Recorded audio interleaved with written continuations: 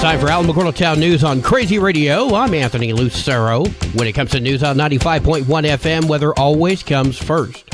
A gradually progressing cold front will spark scattered showers and storms across much of the southern tier and east over the next few days. Heavy rain and severe weather is possible throughout the southern Rockies into the high plains, and excessive heat continues to confine parts of the west and southwest by the end of the week. Closer to home, increasing moisture, precipitation, and cooler temperatures will spread over the area for the next few days. A daily chance for thunderstorms area-wide starts up today, with locally heavy rain and gusty winds being the primary threat. Some areas, especially the mountains, could see several inches of rain by early next week. We'll have another look at the weather following this news. Local pastor Jerry Martinez contacted Crazy Radio to offer his side of the charter school issue, from being essentially voluntold to join the committee, and his reasons for not attending those meetings. I do believe that we need to have less and less government control over our schools and educational needs. And I also think that there has to be a right way to establish the concept of charter schools to improve our educational needs and to accommodate our social and economic well-being of the community. You can hear his comments in full on the Crazy Radio YouTube channel. Grab a partner for a Friday night dance happening tomorrow at the Alamo Senior Center featuring Selmo. Cookies and punch will be available, and entry is only $5. You can call 575-439-4150 for more information. Alamogordo's District 5 annual citywide cleanup is happening this Saturday from 7 until 12. Everyone's going to be meeting up at the Dudley School. And the Maryland Avenue Garden is going to have a free community garden tour happening Saturday during the citywide cleanup. That's from 9 until 11. You can meet that at 601 Maryland. The 28th Annual Weed Bluegrass Festival is happening this weekend. I spoke with Mitzi Baker. They hold it to raise money to keep the community center there open. We've got 6 bands coming this year. They'll play all day Saturday and then till noon on Sunday. They'll play Gospel Bluegrass Sunday. Entrance is $15 a person or $30 per family for Saturday, but on Sunday the event is free. That's happening this weekend at 21 Weed Road in Weed. You can call Mitzi at 432-250-4524 if you have any questions. The Village of Tularosa's monthly trustee meeting has been rescheduled to this coming Wednesday due to the mayor and all trustees attending a meeting yesterday in Albuquerque. You can see the agenda by visiting villageoftularosa.com. The Republican Party of Otero County presents Ruidoso Mayor Lynn Crawford for a community update happening on Thursday, July 26th at 6 p.m. at the Republican Party headquarters located inside of White Sands Mall. The annual Alamogordo Back-to-School Block Party is slated for July 26th from 4 until 7 at 805 12th Street, right across from the post office. Fourth Friday is also happening on July 26th. Live music from Rockabilly Strangers at Washington Park from 6 until 10. Admission is free. Alcohol is prohibited. Well, today is Thursday. That means we get a Thursday thought from our good friend, Pastor Lauren Noble. Good morning, 95.1 listeners. This is Pastor Lauren with our Thursday thought.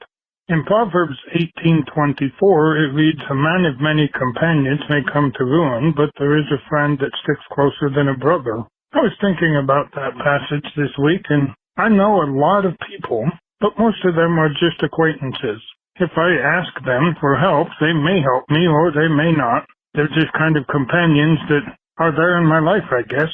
However, I do have a few friends that are a lot closer than a brother. I know if I call them for help, they will help me if they are able. True friends are there through the good times and the bad times, and acquaintances usually are only there when they need you. So I try to keep my circle small and keep friends that I can talk to about anything without worrying if they're going to repeat it or spread gossip. And I'm thinking about this coming next week. I will be putting one of my good longtime friends and put his ashes in the ground, and he was truly one of the friends that was closer than a brother. So, he died a while back, but still I hate for that to come because my circle just got one smaller. Anyway, let me say a prayer for us. Lord, I do hope that we will be good friends and be there when people need us rather than to just be there when we need or want something for them. So help us in that area, and I know I need to get better in that area myself sometimes, and that I need to be more helpful towards people and Not get caught up in my own little world. Amen. Until we meet up again on the airways, blessings to you. Lauren Noble's Thursday Thought was sponsored by Second Life Media. News from around the state in just a moment. This is Alamogordo Town News on Crazy Radio. I'm Anthony Lucero. Local news from local perspectives, from local voices. AlamogordoTownNews.org. Local sports, local events, and local happenings and more. Nonprofit owned and operated by Second Life Media. We are Otero County. AlamogordoTownNews.org. Heard daily on Crazy KALH Radio 95.1. Directory Plus is the right size book. It's the book if you need a phone book. That's what just one person has to say about Directory Plus. With its red cover, features, colorful yellow pages, and lots more, it's no wonder people all over use Directory Plus. It has so much more information. You can cross-check phone numbers or addresses or pretty much anything.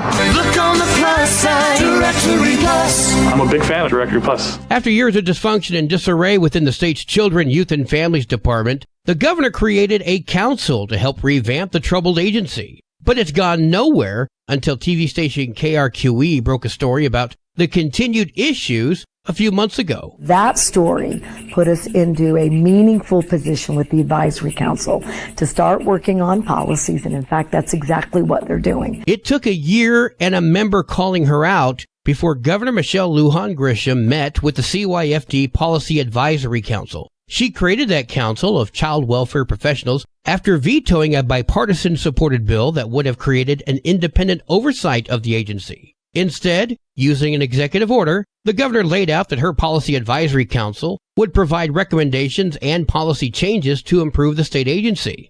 Fair enough. She just never said when it was going to happen. The governor now says that regarding concerns and the council's lack of progress, she met with council members and then she spoke with KRQE. And so, congratulations. Thank you for that story. And thank you to the advisory council, who's working really well with an incredible new secretary, who in fact is turning things around as we should. A spokesperson for the CYFD released a statement that says the council is now working with an NMSU program to develop a statewide blueprint of child services. And ahead of next year's legislative session, members will help the state agency with new legislation. But we have a lot more to do for poverty and child well-being in the state. So we're going to keep doing that work. And folks should expect that those investments are going to be a number one priority in the next session as well. But things are moving in the right direction. While the ball is finally rolling with the Policy Advisory Council, it's not clear what this means for the future of CYFD because there's no results yet. And the council is still not fully staffed. It started down one member and then two people left. CYFD expects that 3 vacant positions will be filled by the end of the week. KRQE says they're going to continue investigating to keep an eye on the council's progress. For many decades, the marijuana business was made moving weed from Mexico into the U.S., but with the drug's legalization in multiple U.S. states, many Mexico residents are now choosing to source their products at a legal dispensary here in America. They then take these products back over the border to Mexico, where the drug remains criminalized. Many Mexicans are hopeful that cannabis will soon be decriminalized in the nation so they can freely have marijuana without facing jail time and buy it without supporting cartels or coming to the U.S. According to official statistics, in 2023 alone, New Mexico gathered more than $400 million in cannabis sales, and Sunland Park is currently the 4th ranked city in sales in New Mexico. The Cannabis Control Division, that's a government office in charge of handing out and regulating cannabis dispensary permits in New Mexico, requires all dispensaries to check customers' IDs, but they do not need to check where the person lives. The New Mexico Economic Development Department announced yesterday that Higher Cultures, which is a Las Cruces cannabis company, was allocated over $50,000 in state funds for job training to train 7 new employees with an average wage of $21. The money is part of a $1.2 million fund approved during the July 2024 Job Training Incentive Program Board. That meeting was used to find ways to hire and train 93 employees at 11 businesses across the state. The Job Training Incentive Program is a state-run initiative which boosts relocation, growth, and hiring within New Mexico. The fallout is just starting from the dismissed involuntary manslaughter case against actor Alec Baldwin. Your motion to dismiss with prejudice is granted. And now that he got off scot-free, his legal team says they plan to sue. Baldwin's attorneys put lead special prosecutor Kerry Morrissey and Santa Fe County Sheriff Aiden Mendoza on notice earlier this week when they mailed preservation notice to both Morrissey and Mendoza, instructing them to save all evidence, emails, text messages, and any other relevant information to the case. Erlinda Johnson resigned just hours prior to the judge dismissing the case against Baldwin. She says she felt something was off a day earlier when Baldwin's attorneys began questioning a crime scene technician. Johnson spoke with KOB. I felt ethically I made the right decision, and it wasn't easy, but I had to do it. She claims that the first time she learned about a man named Troy Teske is when he turned in ammo during Rust Armorer Hannah Gutierrez Reed's trial back in February. He told investigators that live ammo was part of a batch he believed was given to Gutierrez Reed for the Rust movie. But investigators testified that they and Morrissey put that ammo under a different case file and never turned it over to the Baldwin team. I think the larger issue, the overarching issue, was disclosure, and that making those bullets available to the defense and disclosing that report was really the issue. Johnson says she was pushing Morrissey during lunch on Friday to drop the charges against Baldwin, but that didn't happen. So Johnson made the decision instead to resign. I haven't seen anything quite like this, where the state intentionally puts key potential evidence in another file under another file name, and essentially hides it from the defense. That was Hannah Gutierrez Reed's attorney, Jason Bowles, who has filed for dismissal of her case or a new trial.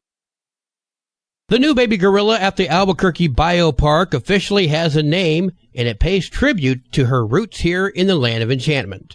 Zookeepers named the ape Gila in honor of the Gila Wilderness in southern New Mexico, famously known for being the first designated wilderness area in the U.S. The biopark says Gila continues to grow and thrive in her family troop. My thing is, does this mean the zoo assumed her gender and gave her a name? I thought that wasn't okay to do anymore. I just want to tell you that the person who gave me this called me sir. Weather's next. You're listening to Alamogordo Town News on Crazy Radio. I'm Anthony Lucero. Are you about to mow the lawn? It's blazing hot out here.